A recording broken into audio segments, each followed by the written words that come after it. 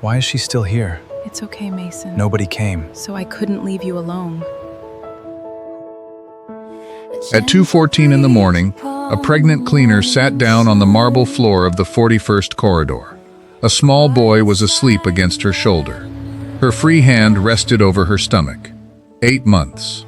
Julian stopped in the doorway and did not move. Her shift had ended at 1. She had been sitting there since. The rule in his building was one line long. No employee speaks to a guest child. No employee stays past their hours. Breaking it meant termination before sunrise. No appeal, no explanation. Her lunch container sat open beside her knee. Half-eaten, cold. She saw him. Her breath caught, and she began to lift the boy off her. "Don't," Julian said. "You'll wake him." She froze with the child's weight against her chest. "He was crying," she said. "Nobody came. So you sat on the floor." "He was frightened, sir." Julian looked at the container, then at her stomach, then at the boy's fist, closed tight around her sleeve. And standing there in his own hallway, he decided he already knew exactly what this woman wanted from him. He was wrong. What neither of them understood, kneeling in that corridor at 2:14 in the morning, was that the next 93 days would force open a room he had kept sealed for 7 years, drag a secret into daylight that both of them had been carrying without knowing they shared it, and permanently rewrite the lives of 5 people, one of whom had not been born yet. Welcome back to Lugjo Stories TV. If stories like this one matter to you, subscribing helps this channel keep making them. Tap like if you're staying to the end. And tell us in the comments, what city are you watching from tonight? Now, back to that hallway. The boy's mother came for him at 11 minutes past 2. She came in heels that clicked like a countdown across the marble, apologizing to Julian and not once to the woman still sitting on the floor. Shiley did not move until the weight left her shoulder. Julian lifted Mason himself.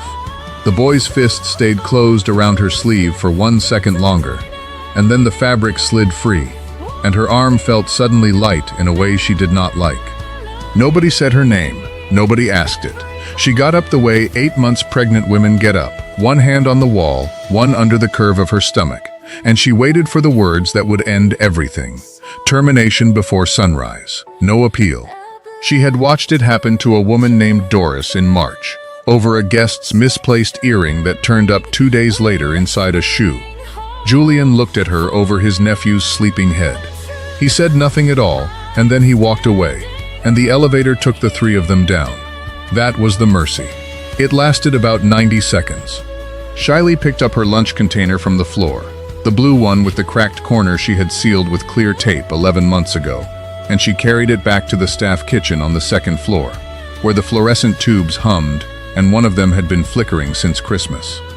She sat down at the small table by the window.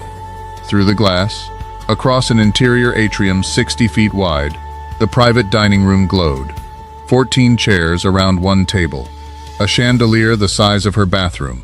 The catering staff had left an hour ago, and the candles were still burning, because in that room somebody was paid to relight them, and nobody was paid to sit in them. Shiley opened her container. Rice and red beans, cooked Sunday, portioned into 5. It was Thursday. This was the last one. She ate slowly, because slow made it feel like more. Her feet had stopped hurting around midnight, which her doctor had told her was not a good sign. Her ankles were the size of grapefruit. The compression socks she had bought at the pharmacy for $9 and change had a hole opening at the left heel, and she had promised herself she would not think about that until payday. She checked her phone once. $186.40. She had checked it 4 hours ago, and the number had not learned anything new.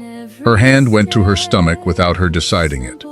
The baby had been quiet since 10, and then turned over all at once, a slow roll under her palm, and she smiled at the table because there was nobody else there to smile at. "All right," she whispered. "All right, I felt that." That was when she noticed the doorway. Julian had come back up. He was standing 4 steps inside the service corridor, with his jacket over his arm and his tie already loosened, and he was not moving. And she understood from the stillness of him that he had been there for some time. Shiley set down her fork. Every rule she had memorized on her first day arranged itself in her head like a list, read out by a judge. No employee remains in the building past their scheduled hours. No employee speaks with a guest or a member of the family. No employee accepts, requests, or is offered anything. She had broken all three in one night, and the man who owned the rules was standing in the door. She did not stand up. Standing took her 11 seconds now, and she did not want him watching 11 seconds of it. "Sir," she said. He looked at the container. He looked at the empty dining room glowing behind her through the glass. 14 chairs and burning candles, and nobody in it. He looked back at the plastic lid with the tape on it. Then he asked her why she stayed. Not why she broke the rule. Not who she was. He asked why she stayed with the boy, and his voice was flat in a way that gave her nothing to read. Shyly thought about the answer she was supposed to give. That she had already called security. That she had followed protocol. That it would not happen again, sir. He was scared, she said. And crying children shouldn't be alone in a hallway. Julian did not answer. She would spend a great many nights afterward turning that silence over, trying to find the exact place inside it where her life quietly changed direction, and she would never find it, because it had no edges. What Shyly could not know, sitting there with cold beans in front of her, was that upstairs on the top floor of a residence she had never entered, there was a room with a piano in it that no cleaner had ever been permitted to touch, and that 7 years earlier, a girl had sat at that piano and told her older brother he worked too much. What Julian could not know was anything at all about the woman at the table. Not her name. Not the notice already printed and waiting under a door in a building 9 miles south. Not the calendar in her bag with dates crossed off in blue ink. He asked if the food was hers. She said yes. He asked if the kitchen served staff at night, and she said the staff kitchen closed at 10, and he was quiet again, and she watched something move behind his face that she had no name for. Luke came around the corner then, with a phone in his hand, and stopped short when he saw where his cousin was standing. He looked at Julian. He looked at the pregnant woman in the gray uniform at the plastic table. He looked back at Julian with the expression of a man watching a locked door swing open in a house he thought he knew. "Cars downstairs," Luke said carefully. Julian did not move. Shyly's hand had not left her stomach. She realized it and did not take it away, and she raised her eyes and met his across the length of that ugly, humming little room. And for 1 second, neither of them looked away. Then Julian turned into the corridor. Luke followed him 3 steps and asked what that was about, and Julian stopped walking and put his hand flat against the wall. "Why does that child," he said quietly, "make me feel like I have seen this moment before?" The eviction notice had been under her door for 3 days before she read it. She had seen the white corner of it when she came home Tuesday and stepped over it, because the shower was going to run cold in 9 minutes, and she needed the hot part more than she needed the paper. On Friday morning, she finally sat down on the edge of her bed with it. $2,940. Overdue rent, 2 late fees, and a charge for the plumber who had come in February to look at a leak that was never hers. Beside it on the blanket, she laid out what she had. 4 20s, a 10, 6 ones. Behind that, the appointment card from the clinic on 63rd. Blood pressure recheck, do not skip. Behind that, the calendar she kept in her bag, the cheap paper one with the puppy on the front, where she had crossed off every day since April in blue ink and written small numbers in the corners that only she could read. She counted the money twice, because the first count is never the one you believe. $186.40 in the bank, 96 in her hand. The radiator knocked. Outside, a bus sighed at the corner. Shyly put her palm flat on the notice and smoothed it, the way you smooth something you intend to keep. And then she looked at the date printed at the bottom of the page. 18 days. She was 3 hours into her shift the following Monday when she stopped a mistake nobody ever knew had almost happened. It was on a delivery manifest, taped to a crate outside the 41st floor service elevator. 12 cases of table linen for a Thursday reception, addressed to the wrong tower.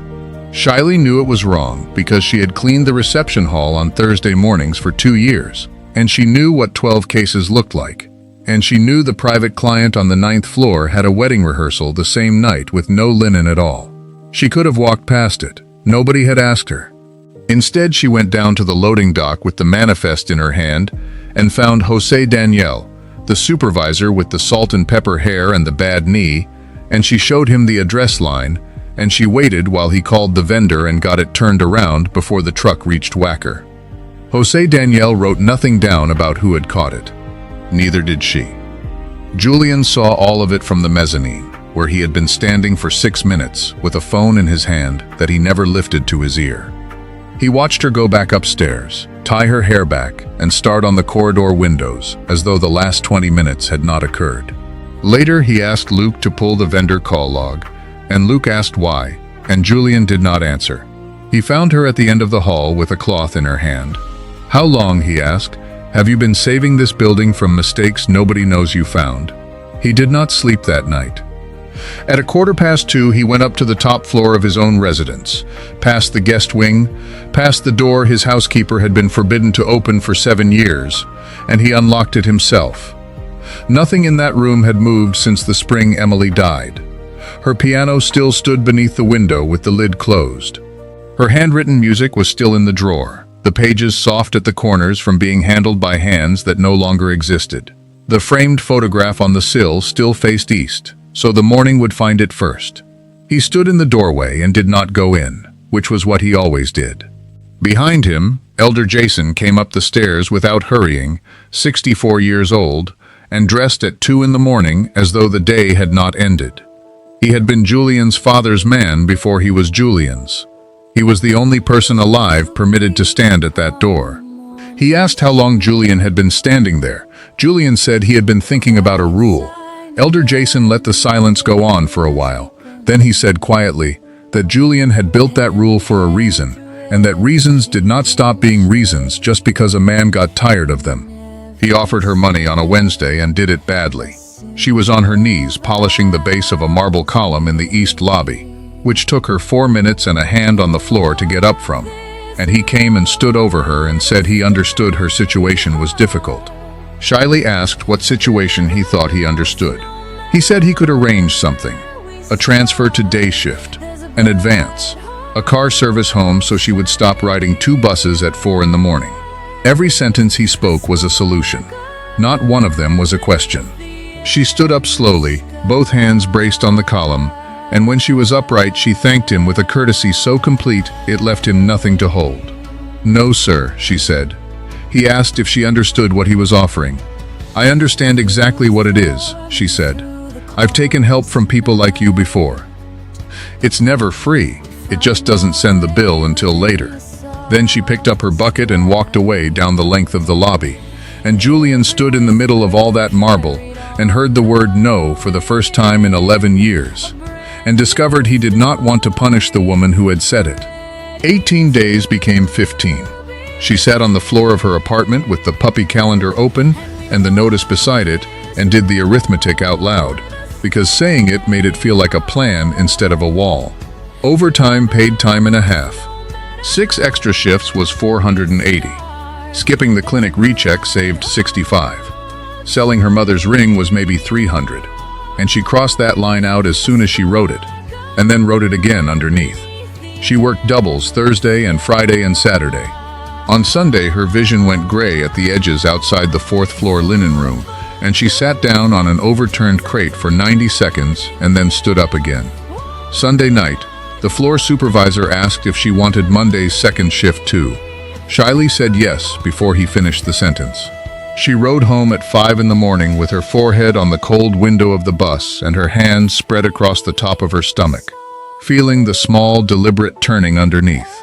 And somewhere around Garfield, she let herself do the total. Even with every shift, even with no clinic, even with the ring. The money would still not be enough. Elder Jason called her into the administrative office on the 2nd floor on a Tuesday morning, when she should have been home asleep. He had her file open on the desk. He read the relevant sections aloud in the voice of a man who has read them many times and believes in them. Employees do not remain on the premises after scheduled hours. Employees do not interact with the family of the owner. Employees do not enter residential floors without a work order. Shyly stood with her hands folded below her stomach and said nothing, because there was nothing in the file that was untrue. He asked if she wished to explain the incident on the 41st floor. She said a child had been crying. Elder Jason looked at her for a long moment over the top of the page, and something crossed his face that she could not identify and would not understand for a great many weeks yet. Then he wrote out a formal warning, first of 3, and turned it around and slid it across the desk. She read it, she signed it, she thanked him. She folded it into quarters and pushed it deep into her uniform pocket, and she did it fast, because through the glass partition she could already see Julian coming down the corridor. He found it anyway 4 days later in the disciplinary log Luke pulled for him. Julian read it twice. Then he stood up, and every instinct he had ever trusted told him exactly what to do. Call Elder Jason. Void the warning. Terminate the supervisor who filed it. Rearrange the world until it was shaped correctly again. Elder Jason came to the office before he could and stood in front of the desk and said that the rules were not decoration, that Julian had signed them himself, and that a company of 9,000 people could not have one woman for whom the rules did not apply. Julian said her name for the first time in that room. Elder Jason asked whether he was protecting an employee or collecting one. The question landed somewhere under Julian's ribs and stayed there. That evening he found Shiley in the staff kitchen with the blue container open in front of her and the flickering tube humming overhead, and he did not sit, and he did not offer, and he did not fix. "Tell me what you want me to do," he said. She said she would think about it, which was not a no, and she watched him leave and thought that in 2 years nobody in that building had ever asked her a question and then waited for the answer. He came back the next night and sat down across from her. He did not bring food. He did not bring an offer. He put his hands on the table, and after a while he asked what she was eating, and she told him rice and red beans, cooked Sunday, 5 portions, and he asked her to explain the portioning, and she did, and he listened to all of it as though it were a briefing on a 9-figure acquisition. They talked for 40 minutes. She told him her mother had a stroke when Shiley was 17, and the ambulance took 51 minutes. He told her nothing about himself at all, and she noticed that, and did not push. 2 cups of coffee sat between them, both untouched, both cold by the end. When he reached across for the salt, his cuff pulled back and she saw it. A thin, pale scar on the inside of his left wrist, curved like a crescent. Above it, on his hand, a heavy silver signet ring, worn smooth on one edge. Shiley's breathing changed and she covered it by looking down at her food. She did not sleep for 2 nights afterward, and on the 3rd night she came back to the table anyway, because the alternative was knowing and never asking. "That room on the top floor," she said, "the one nobody's allowed to clean." Julian went completely still. "Who did you lose in there?"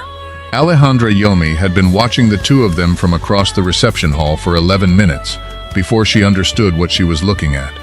She was 35 years old, in a charcoal dress that cost more than the woman in the gray uniform earned in a month, and her family's merger with Julian's holding company had been sitting unsigned on a lawyer's desk since March.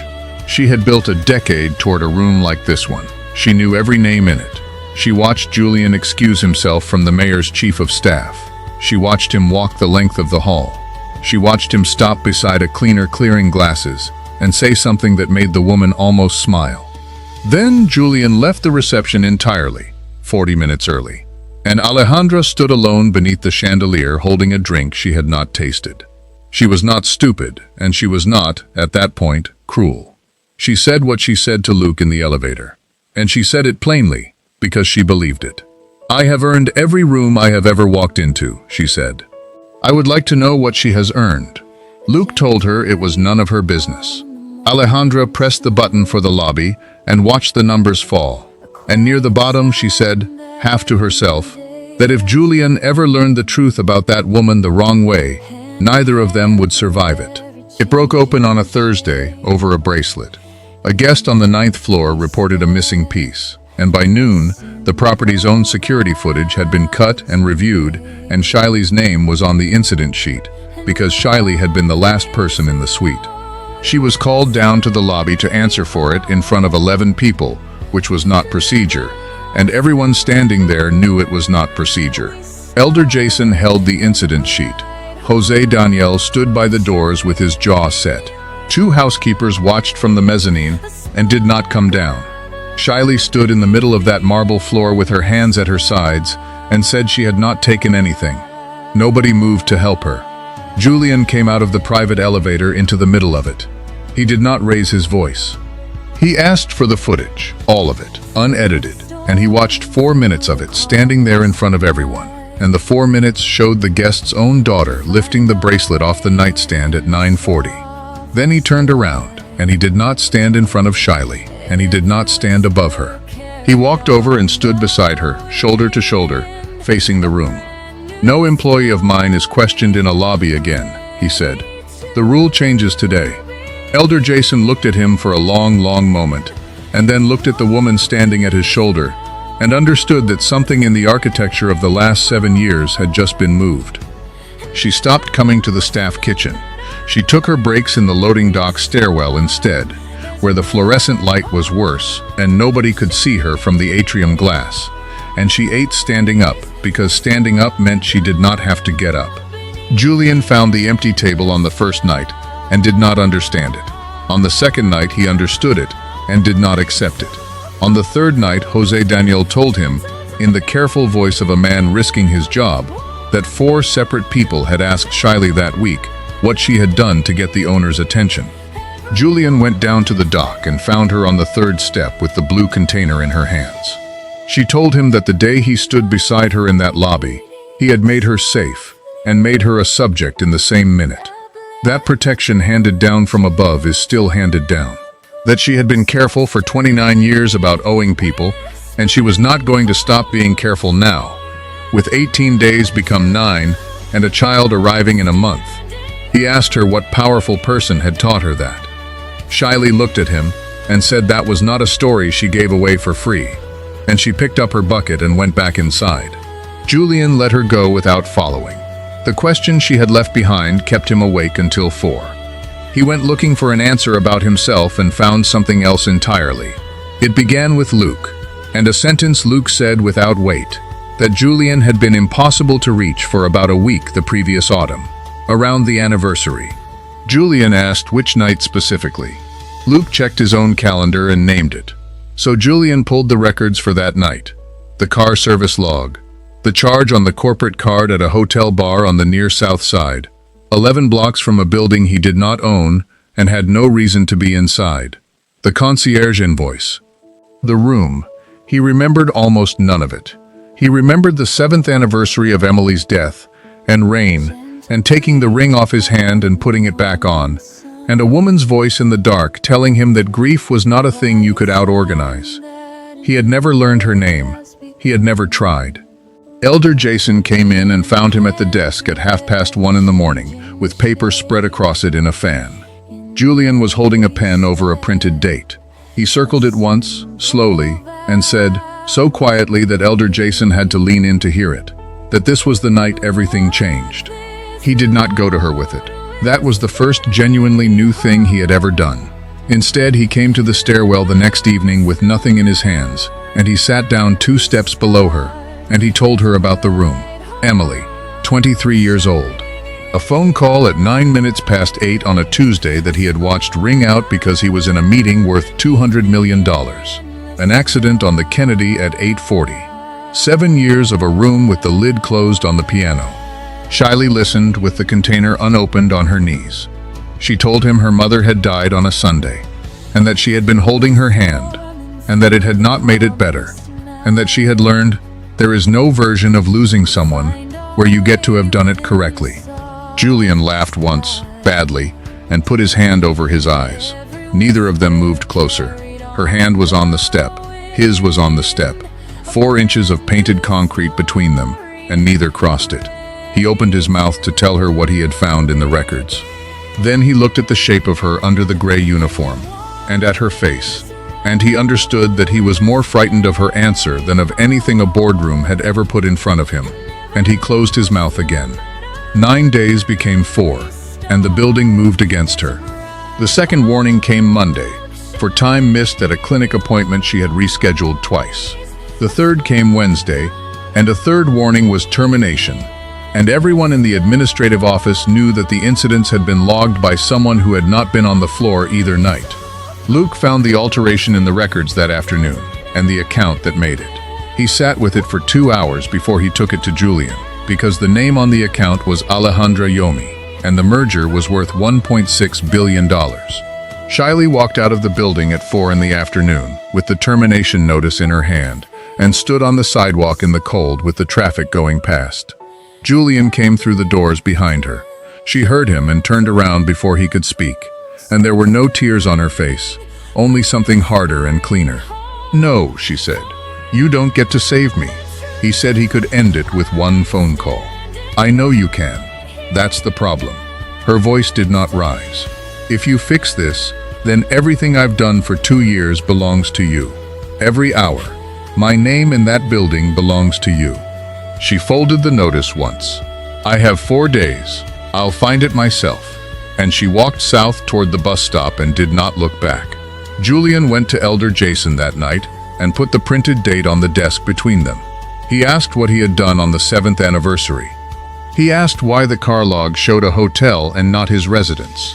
He asked whether Elder Jason had known, and said nothing for 8 months. Elder Jason sat down. He was 64 years old, and he had been keeping other men's secrets since before Julian was born, and it was visible in his shoulders when he stopped. He said Julian had called him at 3 in the morning that night, drunk for the only time in his adult life, and asked to be told that he had not killed his sister. Then Elder Jason looked down at the date, and at the second sheet under it, which was a clinic intake form with a due date on it, and he did the arithmetic that Julian had already done 4 times.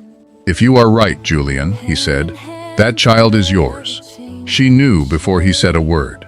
He came into the loading dock stairwell at 6 in the evening on her second to last day, and he stopped 3 steps down, and Shiley looked up from the blue container and read his face, the way she had read her mother's monitors at 17.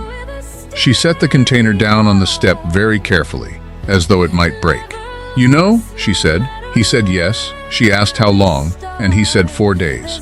And she asked whether he had been coming to that stairwell those 4 days knowing it, and he said yes to that too.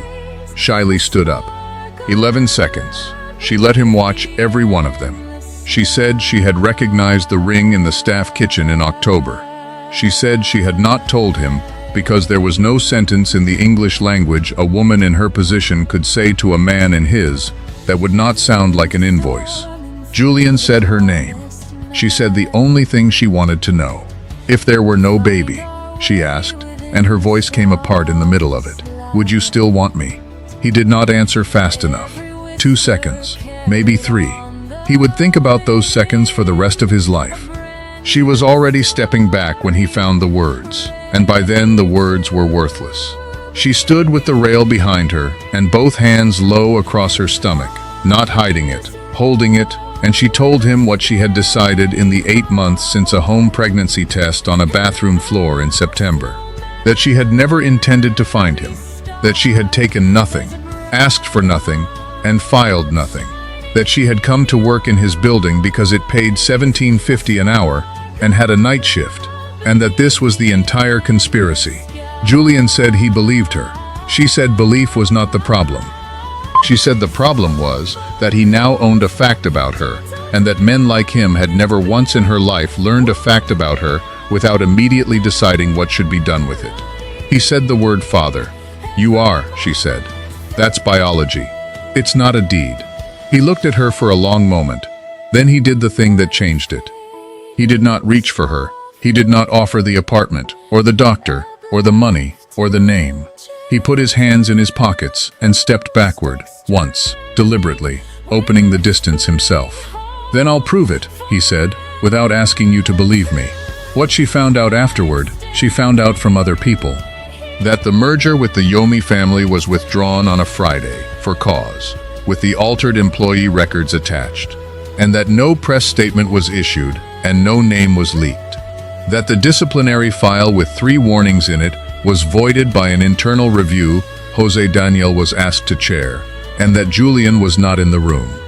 That the property's overnight staff had a paid meal break written into the contract as of the 1st of the month, hot food after 10, for 412 people, and that when the union representative asked whose initiative it had been, Elder Jason said it was the company's.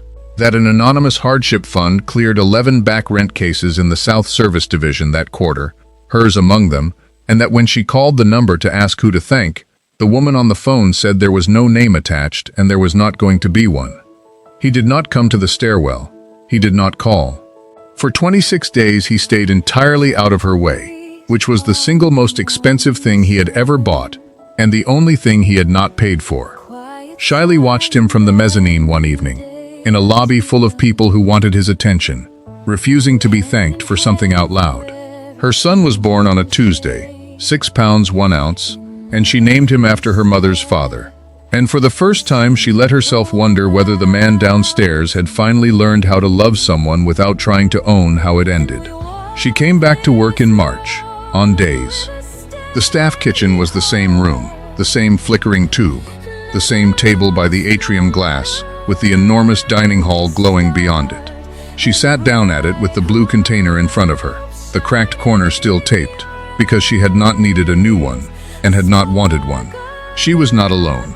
Jose Daniel was at the next table with his coffee. 2 housekeepers she had covered shifts for in the winter sat down across from her without asking. Mason, 7 years old, and entirely uninterested in the rules of the building, was up on his knees on a plastic chair, telling her about a lizard. Julian stood in the doorway with his jacket over his arm.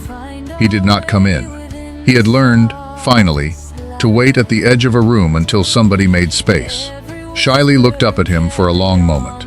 The baby was asleep against her shoulder, one fist closed around her sleeve, the same way another child had held on at 2:14 in the morning, in a corridor 41 floors above them. Then she reached over and pulled out the empty chair beside her. He crossed the room and stopped behind it, and he still did not sit, not until she said it. "You can sit here. Dignity is not something a rich man can hand you. It is only ever something the world stops being allowed to take." If this story stayed with you, tap like and subscribe so more of them can be made. And tell us in the comments, what city in the world are you watching from tonight?